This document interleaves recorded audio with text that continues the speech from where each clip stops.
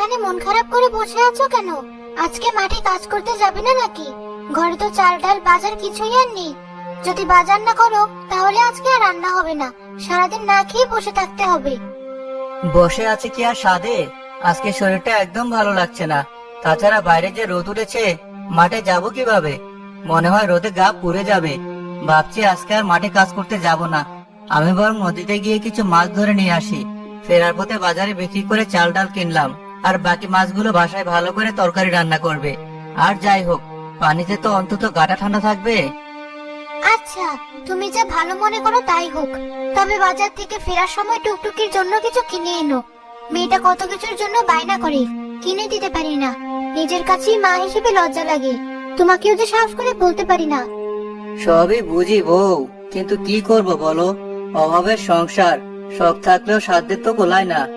ঠিক আছে, তাহলে আমি বরং তাড়াতাড়ি মাছ ধরতে যাই।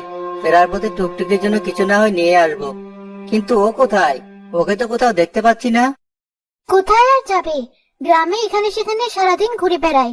ভাবছি ওকে একটা ভালো স্কুলে ভর্তি করে দেবো, কিন্তু স্কুলের তো অনেক খরচ। তুমি কোনো চিন্তা করো না, টাকা নিশ্চয়ই জোগাড় হবে। আমাদের টুকটুকিকে আমরা মানুষের মতো মানুষ করব।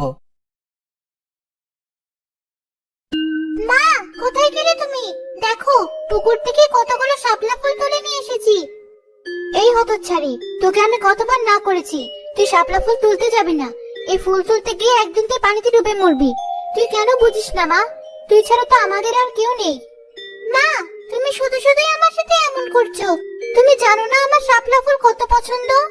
আচ্ছা, তুমি যেহেতু না করছো, আমি আর কখনো শাপলা ফুল তুলতে পুকুর পাড়ে যাব না। এখন কিছু খাবার দাও, খুব খিদে লেগেছে মা। সকালে রান্না হয়নি, ঘরে চাল ডাল কিছু নেই। তোর বাবা গেছে নদীতে মাছ ধরতে, ফেরার সময় বাজার থেকে চাল ডাল কিনে নিয়ে আসবে। ঘরে মুড়ি আর গুড় আছে, সেগুলোই খা।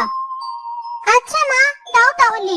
আমার গুড় আর মুড়ি দিয়ে এখন খাওয়া হয়ে যাবে। রাতে রান্না হলে না হয় পেট ভরে ভাত খাবো।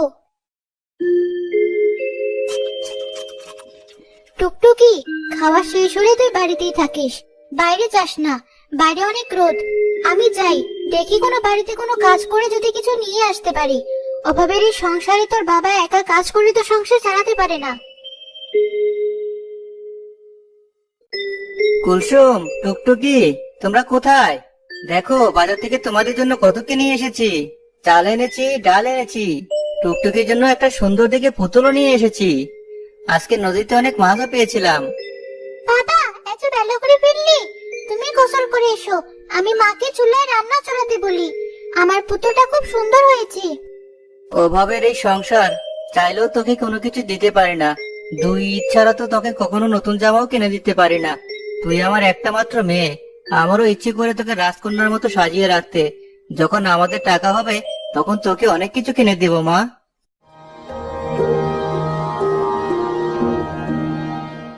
সেই রাতে সবাই খেয়ে ঘুমিয়ে যায়। হঠাৎ করে টুকটুকির প্রচন্ড জ্বর আসে। টুকটুকির বাবা, কোথায় তুমি? তাড়াতাড়ি এদিকে এসো। টুকটুকির গা তো জ্বরে পুড়ে যাচ্ছে। কত করে বলি মেয়েটাকে এখানে সেখানে অযথা ঘোরাঘুরি করিস না। কে শুনে কার কথা? কুলসুম, টুকটুকির গায়ে তো অনেক জ্বর। টুকটুকিকে তাড়াতাড়ি কবিরাজের কাছে নিয়ে যেতে হবে। আমাদের গ্রাম থেকে অনেকটা দূরে অনেক ভালো এক কবিরাজ আছে। এই কবিরাজের ওষুধ নাকি অনেক নাম করা, রোগী তাড়াতাড়ি সুস্থ হয়ে যায়। তুমি বাড়িতে থাকো, আমি তাড়াতাড়ি টুকটুকিকে নিয়ে সেই কবিরাজের বাড়ির পথে রওনা হই।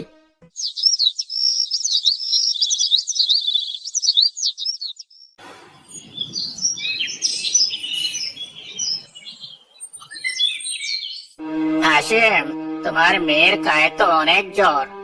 তবে আমার কি মনে হয় জানো, শুধু জ্বর না, তোমার মেয়ের অনেক বড় একটা অসুখও হয়েছে। মেয়েটা কেমন রোগা পাতলা হয়ে গেছে। তোমরা কি তার কোনো খেয়াল রাখো না? মেয়েটার মনে হয় জন্ডিস হয়েছে। তাড়াতাড়ি ওর চিকিৎসার ব্যবস্থা করো। হৃদয়পুর গ্রামে অনেক ভালো একজন বড় কবিরাজ আছে, তার ওষুধ খেলে ঠিক হয়ে যাবে। টাকা পয়সার জোগাড় করে মেয়েকে সেখানে নিয়ে যাও। আপনি এগুলো কি বলছেন কবিরাজ চাচা? আমার মেয়ে টুকটুকি শুধু জ্বর, আর কোনো বড় অসুখ হতেই পারে না। কবিরাজ চাচা, যেভাবেই হোক আপনি আমার মেয়েটাকে সুস্থ করে দিন চাচা। আমি আর কিছুই চাই না। আরে বাবা, আমি অনেক পুরনো কবিরাজ, আমি কখনো রোগীর ভুল ওষুধ ধরতে পারি না। তোমার মেয়ের জন্ডিস আছে, যত তাড়াতাড়ি সম্ভব টাকা পয়সা জোগাড় করে মেয়ের চিকিৎসা করাও। ঠিক আছে চাচা, আমার যত কষ্ট হোক আমি টাকা পয়সা জোগাড় করছি। আমি আমার মেয়ের কোনো ক্ষতি হতে দিব না। কি হলো? কবিরাজ চাচা কি বললো? আমার টুকটুকির কি হয়েছে? বললো আমার মেয়ের নাকি জন্ডিস অসুখ হয়েছে, আর খুব তাড়াতাড়ি নাকি চিকিৎসা করাতে হবে, যার জন্য অনেক টাকার প্রয়োজন। কবিরাজ চাচা বলেছে হৃদয়পুর গ্রামে নাকি অনেক বড় একজন কবিরাজ আছে, তার কাছে নিয়ে যেতে হবে। এখন এত টাকা কোথায় পাবো? কি করব? কার কাছে যাব? আমাদের গোয়ালে তো দুটো গাভী গরু আছে, একটা গরু না হয় বিক্রি করে দাও। আমার মেয়েটা বেঁচে থাকলে এমন গাভী আরো না হয় কেনা যাবে। এছাড়া তো টাকা জোগাড় করার কোনো উপায় নেই। সামনের হাটে তুমি একটা গাভী বিক্রি করে দাও, টাকা দিয়ে টুকটুকির চিকিৎসা করাও, আর বাকি টাকা দিয়ে ঘর সারাও। সামনে তো বর্ষাকাল, ঘরের চাল দিয়েও তো পানি পড়ে। কি বলছো তুমি? গাভী বিক্রি করবো মানে? আমাদের সহায় সম্বল বলতে তো বাড়ি বিটা আর এই দুই গাভী আছে। তার চেয়ে ভালো হবে আমি মহাজনের কাছ থেকে টাকা নিয়ে আসি, পরে নয় শোধ করে দেব, কষ্ট করে হলেও। এই মহাজন লোকটা তো খুব বদমাশ প্রকৃতির। এত চিন্তা করো না তুমি, আগে আমার মেয়ে টুকটুকি সুস্থ হোক, পরে বাকিটা দেখা যাবে। ভাগ্যে যা লেখা আছে তাই হবে।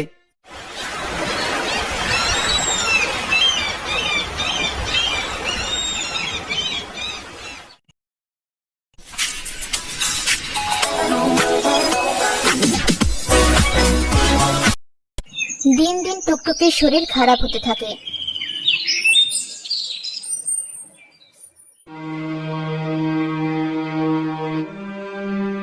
সবই বুঝতে পারলাম হাসেম, কিন্তু এতগুলো টাকা যে নেবে, ঠিক মতো কি টাকাগুলো দিতে পারবে? ঠিক মতো যদি টাকা না দিতে পারো, তাহলে কিন্তু আমি তোমার বাড়ি ভিটা দখল করে নেব হাসেম। যাও, টাকাগুলো নিয়ে যাও, কিন্তু যে কথাগুলো বললাম মাথায় রেখো।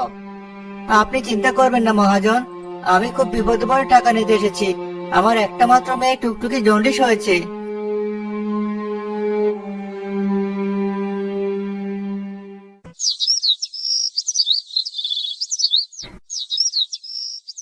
কবিরাজের চিকিৎসায় ধীরে ধীরে টুকটুকি সুস্থ হয়ে ওঠে। গতকাল মহাজনের লোক এসেছিল, তুমি নাকি ঠিক মতো মহাজনের টাকা দিতে পারছো না। তুমি যদি মহাজনের টাকা দিতে না পারো, তাহলে নাকি মহাজন আমাদের বাড়ি ভিড়ে সব দখল করে নিবে। তোমাকে আমি আগেই বলেছিলাম তার কাছ থেকে টাকা নিও না, সে লোক সুবিধার না। দেখো কুলসুম, আমি জানি মহাজন লোক সুবিধার না, কিন্তু কি করব বলো? আমি তো সেই সময় খুব বিপদে পড়ে টাকাটা নিয়েছিলাম। তুমি চিন্তা করো না, আমরা দুজন মিলে কষ্ট করে হলেও টাকাগুলো পরিশোধ করে দেব। আমি আজকে থেকে আর মাঠে কাজ করব না, নদীতে গিয়ে মাছ ধরবো, কারণ মাছের বাজার দর অনেক বেশি। আমিও কয়েকটা বাড়িতে বেশি বেশি করে কাজ করব, যেভাবেই হোক আমাদের এই টাকাটা পরিশোধ করতে হবে। তা না হলে মহাজন ঠিকই আমাদের বাড়ি ভিটা দখল করে নেবে। তখন আমাদের যাওয়ার আর কোনো জায়গা থাকবে না। মেয়েটাকে নিয়ে তখন গাছতলায় গিয়ে থাকতে হবে। অনেকদিন পার হয়ে যায়, কিন্তু হাসিম মহাজনের টাকা শোধ করতে পারে না। এই হাসেম, হাসেম, ঘর থেকে বের হ। টাকা নেওয়ার সময় তো ঠিকই বলেছিলে সময় মতো টাকা দিবি, কিন্তু এখন টাকা দিতে পারছিস না। আজকে তোর বাড়ি আমি দখল নেবই। মহাজন, আপনার পায়ে পড়ি, এমন কথা বলবেন না। এই বাড়ি বিটা ছাড়া আমার আর কোনো কিছুই নেই। এখান থেকে বের করে দিলে আমি কোথায় যাব? আর কিছুদিন সময় দিন, আমি আপনার সব টাকা ফেরত দিয়ে দিব। হাসেম, তুই আমাকে খুব ভালো করে চিনিস। 7 দিনের মধ্যে যদি আমার টাকা ফেরত না দিস, তোর সাথে খুব খারাপ কিছু হবে। 7 দিন পর আমি আর কোনো কথা শুনবো না। টাকা না পেলে তোর বাড়ি থেকে তোকে ঘাড় ধাক্কা দিয়ে বের করে দেব। আমরা 7 দিনের মধ্যে এতগুলো টাকা কখনো জোগাড় করে দিতে পারবো না। তার থেকে ভালো আমরা বাড়িটা ছেড়ে চলে যাই। আমরা না হয় আমার বাবার বাড়িতে গিয়ে থাকবো, মান সম্মানটা বাঁচবে। চিন্তা করো না, দেখি কি করা যায়। এইভাবে 7 দিন কেটে গেলে মহাজন হাসেমকে বাড়ি থেকে বের করে দেয়। যা হওয়ার তা তো হয়ে গেছে, এখন আর চিন্তা করে লাভ নেই। আমার বাবার বাড়ি গিয়ে আমরা কিছুদিন থাকি, পরে না হয় একটু ব্যবস্থা করা যাবে। তোমার পরিবারের সাথে তো আমাদের সম্পর্ক ভালো না, তারা কি আমাদের থাকতে দিবে? আর যাই হোক, তোমার বাড়িতে যাওয়া যাবে না। আমি দেখি অন্য কোনো ব্যবস্থা করতে পারি কিনা। আমার এক দূর সম্পর্কের আত্মীয় আছে, আমরা না হয় তার বাড়িতে গিয়ে কিছুদিন থাকলাম, তবে আজকে এমনিতে অনেক রাত হয়ে গেছে। আজকের রাতটা কোনো এক গাছতলায় কাটিয়ে দিতে হবে, কাল সকালে তাদের বাড়ির উদ্দেশ্যে রওনা দেব। তোমরা এখানে বসো, আমি দেখি তোমাদের জন্য কোনো খাবারের ব্যবস্থা করতে পারি কিনা। সেই সকালবেলা খেয়েছিলাম, আর তো সারাদিন কোনো কিছুই খাওয়া হয়নি। না খেয়ে তো আর সারা রাত এভাবে পার করে দেওয়া যাবে না। এখানে তুমি কোথা থেকে খাবারের ব্যবস্থা করবি? কে তোমার জন্য খাবার নিয়ে এত রাতে বসে আছি? এখানে চুপচাপ করে বসে থাকো, এক রাত না খেলে কিছুই হবে না। হঠাৎ করে সেখানে এক দৈত্য এসে উপস্থিত হয়। আমাকে দেখে তোমরা ভয় পেও না, আমি তোমাদের কোনো ক্ষতি করতে আসিনি। আমি তোমাদের সাহায্য করতে এসেছি। আমি অনেকক্ষণ যাবত তোমাদের সকল কথা শুনছিলাম। বলো, তোমরা আমার কাছে কি চাও? ওই গ্রামের মহাজন আমাদের বাড়িটা ছিনিয়ে নিয়েছে। আমি চাই বাবা মাকে নিয়ে আমাদের সে বাড়িতে ফিরে যেতে। আমরা চাই সুখী শান্তিতে জীবন যাপন করতে। আমাদের এর থেকে বেশি কিছু চাওয়ার নেই। আচ্ছা, আমি তোমাদেরকে একটা জাদুর কলসি দিতে চাই। তোমাদের যখন যা প্রয়োজন হবে সেই কলসিটির সামনে গিয়ে বলবে, এরপর কলসির মধ্যে হাত দিলে সেটা পেয়ে যাবে। তবে মনে রেখো, এই কলসির কথা কাউকে বলা যাবে না। যদি এই কলসির কথা তোমরা কাউকে বলো, তাহলে তোমরা যা পাবে সব আবার হারিয়ে ফেলবে। তোমাদের অনেক বড় ক্ষতি হবে। না দৈত্য, আমরা এই কলসির কথা কাউকে বলবো না। আপনি আমাদের বিশ্বাস করতে পারেন।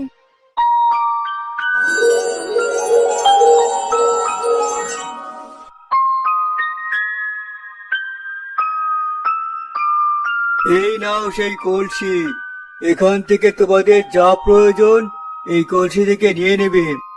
আমি এবার তবে গেলাম। ভালো থেকো টুকটুকি, ভালো থেকো তোমরা।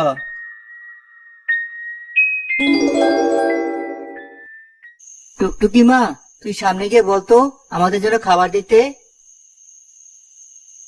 জাদুর কলসি, আমাদের অনেকগুলো খাবার দাও, যেন আমরা পেট ভরে খেতে পারি। দেখো, কলসির ভেতর কতগুলো খাবার।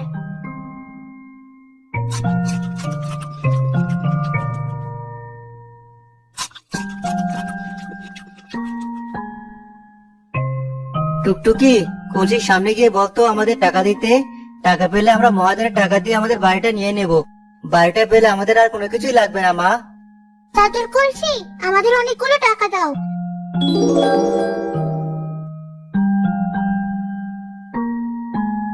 বাবা দেখো, কতগুলো টাকা। এবার চলো, আমরা আমাদের বাড়িটা ছাড়িয়ে নিই। মহাজন, আপনি কি বাড়িতে আছেন? তাড়াতাড়ি বাইরে আসুন, আপনার সাথে আমার দরকার আছে। হাসেম, তুই এত রাতে আমার বাড়িতে কি করছিস? কোনো জরুরি দরকার থাকলে কাল সকালে আসতে পারতি। সামান্য কয়টা টাকার জন্য আপনি আমার বাড়ি দখল করে নিয়েছেন। আমার বাড়ি থেকে আপনি আমাকে ঘাড় ধাক্কা দিয়ে বের করে দিয়েছেন। এত রাত পর্যন্ত আমি বউ বাচ্চা নিয়ে গাছতলায় ছিলাম। আসলে আপনারা তো গরিব মানুষকে মানুষ মনে করেন না। এই নিন আপনার টাকা, আমার বাড়ি আপনি আমাকে বুঝিয়ে দিন। কিরে হাসেম, এক রাতের মধ্যে তুই এত টাকা কোথায় পেলি? গ্রামে কারো বাড়িতে চুরি ডাকাতি করেছিস নাকি? বিষয়টা তো সন্দেহজনক মনে হচ্ছে। তোর যে অবস্থা, এক রাতের মধ্যে তো এত টাকা জোগাড় করা সম্ভব না। সত্যি করে বলতো হাসেম, টাকাগুলো কোথায় পেয়েছিস? শুনুন মহাজন, গরিব মানুষ হতে পারি, তবে চুরি ডাকাতির কথা চিন্তাও করতে পারি না। আমার বাপ দাদারা কখনো চুরি ডাকাতি করেননি। যাই হোক, আপনার সাথে এত কথা বলে কাজ নেই। টাকা নিন আর আমার বাড়ি আমাকে বুঝিয়ে দিন। এই নে তোর ঘরের চাবি।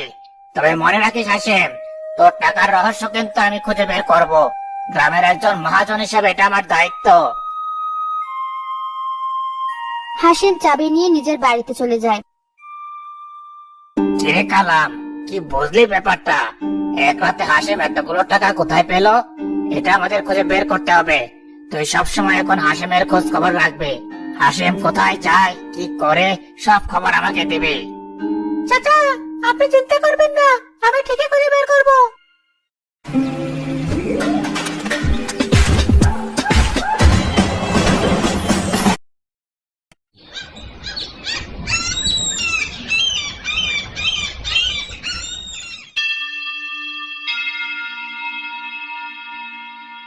কালামের কারণে মহাজন জানতে পারে হাসিমের সেই জাদুর কলসির কথা। টুকটুকির মা, আমি একটা বিষয় নিয়ে খুব চিন্তায় আছি। মহাজনকে সেদিন রাতে টাকা দিতে গিয়েছিলাম না, সে তো আমাকে সন্দেহ করা শুরু করেছে। আমাকে জিজ্ঞেস করেছে আমি এতগুলো টাকা কোথায় পেলাম, কিভাবে পেলাম। কি বলো? তুমি আবার জাদুর কলসির কথা মহাজনকে বলে দাওনি তো? মহাজন যদি জানতে পারে কলসির কথা, তাহলে কিন্তু সর্বনাশ হয়ে যাবে। দৈত্য কিন্তু বলেছি এই কথা কাউকে বলা যাবে না। যদি আমরা কাউকে বলি তাহলে আমাদের অনেক বড় ক্ষতি হয়ে যাবে, আর আমরা আমাদের সবকিছু হারিয়ে ফেলবো।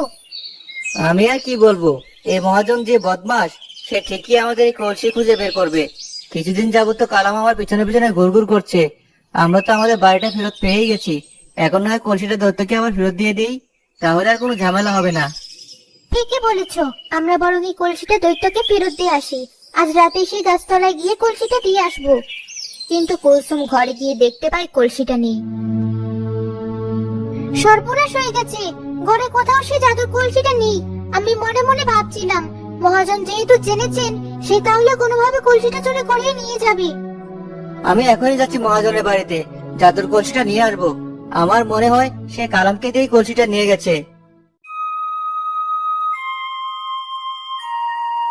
মহাজন, আমার কলসিটা আপনি আমাকে ফিরিয়ে দিন। আমি খুব ভালো করে জানি এটা আপনার কাছে। আপনি কালামকে দিয়ে আমার কলসিটা বাড়ি থেকে নিয়ে গেছেন। ভালো ভালো আমার জাদুর কলসিটা ফিরিয়ে দিন, না হলে আপনার নিজেরই ক্ষতি হবে। আরে যা যা, কি হবে দেখে নেব। আমাকে নিয়ে তোর চিন্তা করতে হবে না, তুই তোর চিন্তা কর। আমি এই কলসি থেকে যা প্রয়োজন তা চেয়ে নেব। রাতারাতি 10 গ্রামের মধ্যে সবচেয়ে বড় লোক হয়ে যাব।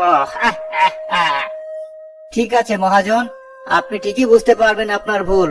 কথায় আছে না, লোভে পাপ, পাপে মৃত্যু।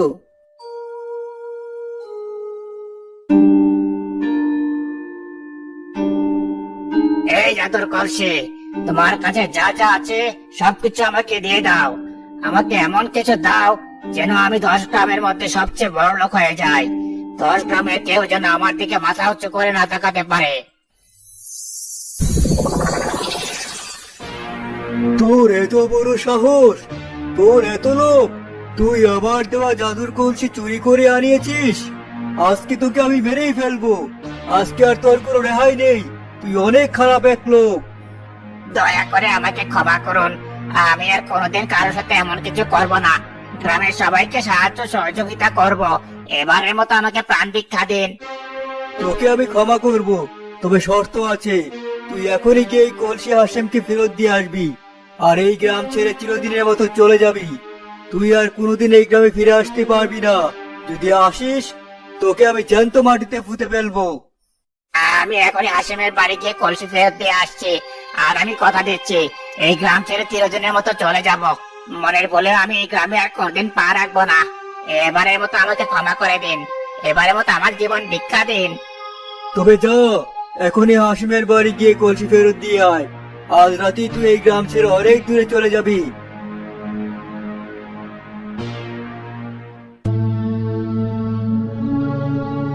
হাসেম, ও হাসেম ভাই, এই নাও তোমার সেই জাদুর কলসি। আমি তোমার সাথে অন্যায় করেছি, খারাপ ব্যবহার করেছি। তুমি আমাকে ক্ষমা করে দিও ভাই। আমি আজ রাতে এই গ্রাম থেকে চলে যাচ্ছি, আর কোনোদিন এই গ্রামে ফিরবো না।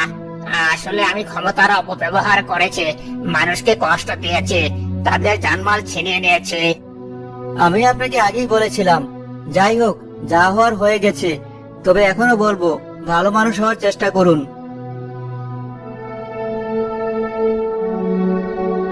চিরদিনের মতো মহাজন গ্রাম ছেড়ে চলে যায়।